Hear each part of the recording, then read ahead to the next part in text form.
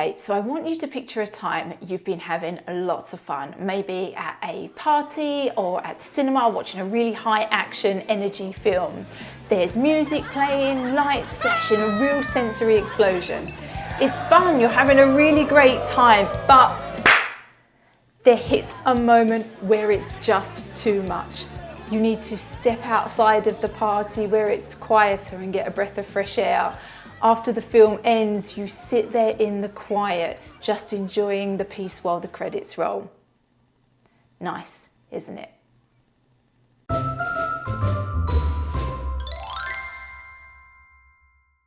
Well, that's a journey of stimulation, overstimulation, and settling back down again.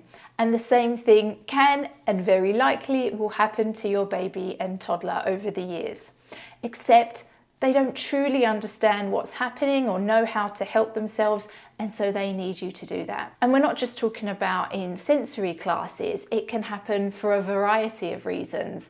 Another example, you take your child to visit some family and friends, everyone's really excited to see them, they're picking them up, they're dancing, they're singing, they're having lots of fun, until they're not.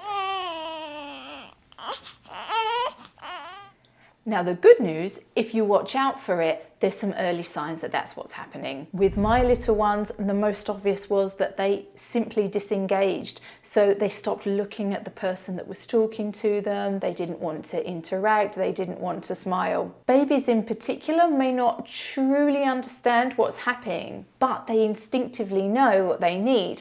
So another sign with them may be that they become more clingy to you and perhaps want to feed.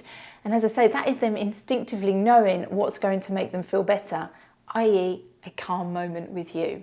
At all ages, baby through toddler, as things escalate, they're then likely to become more irritable, by which I mean jerking their bodies, whinging, whining, and of course crying. Now the problem with that is that sometimes it can make people try to interact with them even further, thinking that they need to try and cheer them up. So they'll start playing with them more, they'll start singing, and I saw an example of that just this week. A good friend of mine knew that her baby had become overstimulated, so she put him in his pushchair and turned him away from the rest of the group, but still facing her. Another friend, who was just trying to be helpful and saw her baby being a little bit irritable, went round the other side of the pushchair, picked up his toy and started waving it in the baby's face to entertain him, which was the exact opposite of what he needed. So what went from just a slight bit of irritability led to him being even more overstimulated and really crying, even though that friend had the best of intentions.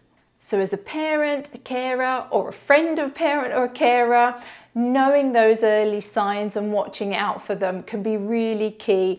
And then of course, knowing what to do to try and help that little one who's becoming overstimulated. So in the case of a baby sensory class, again, baby will likely know what they need. They might start clinging to you more, coming to you, wanting that comfort from you. So just hold them close, feed them if they want to. It might be appropriate to take them in your arms and maybe step back from the group a little bit so that it's a little bit quieter for them, i.e. less stimulation. Don't just shake toys in their face harder and faster. I promise you it won't work.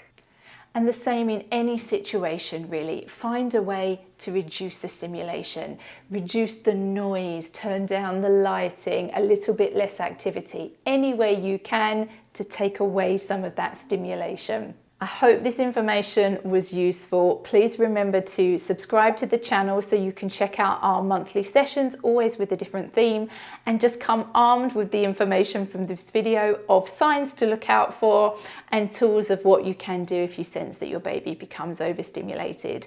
The younger they are, the faster they tend to become overstimulated. So over time, you'll hopefully notice that they can go longer and longer periods of time. And otherwise, if you're still interested to learn more about this topic, I'll pop some links to some really interesting articles in the description below. Thanks everyone, and see you at a session soon.